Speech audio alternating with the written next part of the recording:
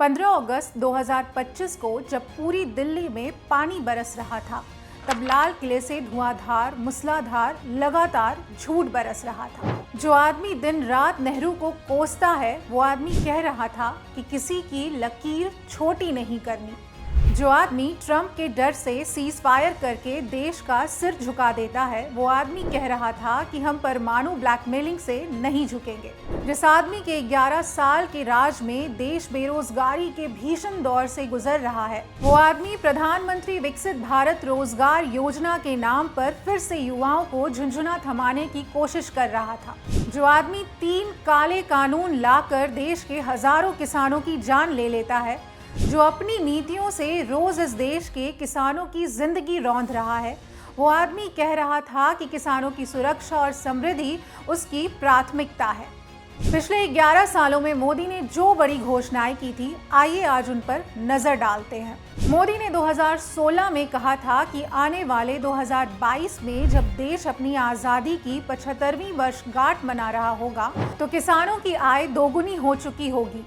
आय दोगुनी हो गई क्या? 2013 में आगरा रैली में मोदी ने कहा था कि उनकी सरकार बनने के बाद हर साल 2 करोड़ युवाओं को रोजगार देंगे। हर साल इतने रोजगार मिलने लगे क्या? 2015 में जम्मू के रामवान में मोदी ने कहा था कि 2022 में जब देश आज़ादी के 75 साल मना रहा होगा, तब देश के हर घर को 24 घंटे बिजली मिलेगी।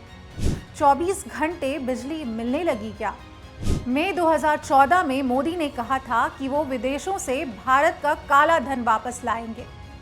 11 साल हो गए हैं, काला धन वापस आया क्या?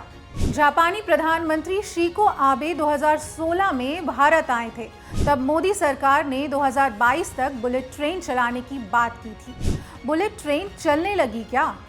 2017 में मोदी ने कहा था कि 2022 तक देश के हर परिवार के पास पक्का घर होगा।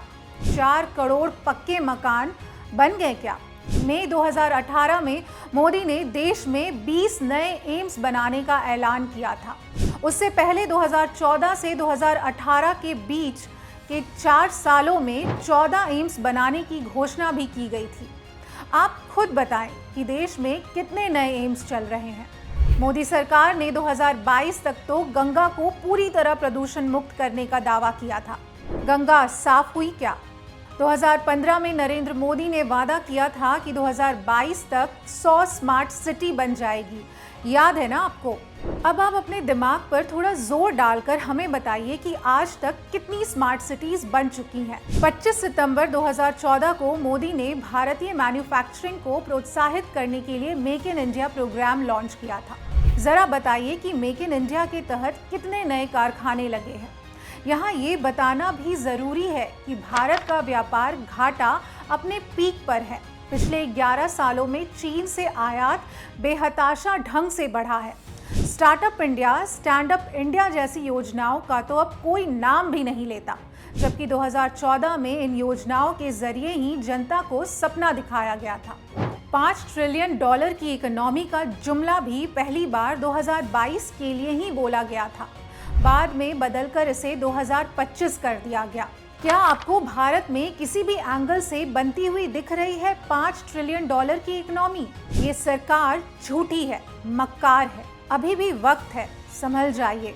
देश और अपने बच्चों के भविष्य को बर्बाद होने से बचा लीजिए, वरना हम सब बहुत पछताएंगे। इनका क्या, ये तो झोला उठाकर निकल जाएंगे। आप अपना सोचो, आप कहाँ जाएंगे? बाकी इस पूरी खबर पे आपकी क्या राय है, हमें कमेंट बॉक्स में ज़रूर बताएं।